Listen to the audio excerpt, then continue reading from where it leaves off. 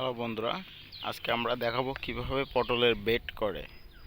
তো এই যে এপাশে পাটকাঠি আছে, পাটকাঠি দিয়ে মেপে মেপে প্রতিটা বেড করা হয় এবং এই যে সুতো আছে, সুতো দিয়ে সোজা লাইনে মাটি দিয়ে উঁচু করা হয়।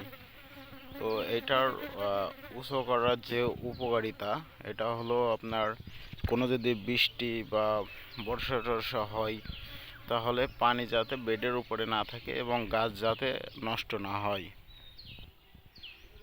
দেখেন, তারপরে এই পাশে এই যে খালি জায়গাটুকু আছে, এখানে আরও 3-4টে এমন উঁচু উঁচু বেড করা হবে যাতে এখানে পানি বেঁধে আপনার যেটাই লাগান যাতে নষ্ট না হয়।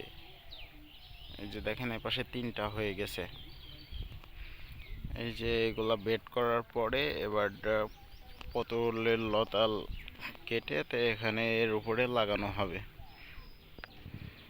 আসলে কৃষকদের অনেক কষ্ট করেই তারা ফসল পায়, কিন্তু বাজারে যে কোনো কিছুই, পটল হোক, সিম হোক, ধান হোক, যেটাই হোক, বাজারে বেচতে গেলে তারা ন্যায্য মূল্য পায় না। এবং অন্য অন্য দেশের দিকে তাকায় দেখেন, তারা কৃষককে বেশি প্রাধান্য দেয়। আর আমাদের দেশে কৃষককে কীভাবে মেরে ফেলা যায় সেই চেষ্টা করে আমাদের দেশ। কৃষকরা যদি কৃষিকাজ না করে তাহলে আমরা কি খেয়ে বাঁচব আগামী দিনে?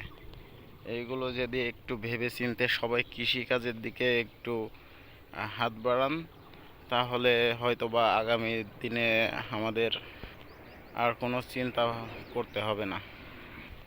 তো আমাদের অন্য অন্য কাজের পাশাপাশি আমাদের কৃষিকাজ করাও উচিত, আমরা যাতে আগামী দিনে কোনো একটা খাদ্য নিয়ে সমস্যায় না পড়ি।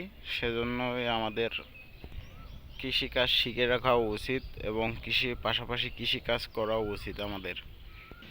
তো যেটা বলছিলাম, তারপরে এখানে বাঁশের কিছু কঞ্চি পোতা হবে সাইড থেকে, দিয়ে সুতো টাঙায় পাটকাঠি দিয়ে বাঁধ দেওয়া হবে। এত কষ্ট করেও কৃষকরা বাজারে যে পণ্য নিয়ে যায় তার ন্যায্য মূল্য পায় না। এটা কি মানা যায়? আর এটা বাংলাদেশেই সম্ভব। অন্য অন্য দেশের দিকে তাকালে উন্নত মানের কৃষিকাজ হয় এবং তারা ন্যায্য মূল্যও ভালো পায়। সরকার তাদের থেকে বাড়তি দামে কিনে রাখে এবং কৃষিকে বাঁচিয়ে রাখে, যাতে অন্য অন্য দেশের থেকে পরে আমদানি কম করা লাগে আর তাদের দেশে যাতে রিজার্ভ থাকে।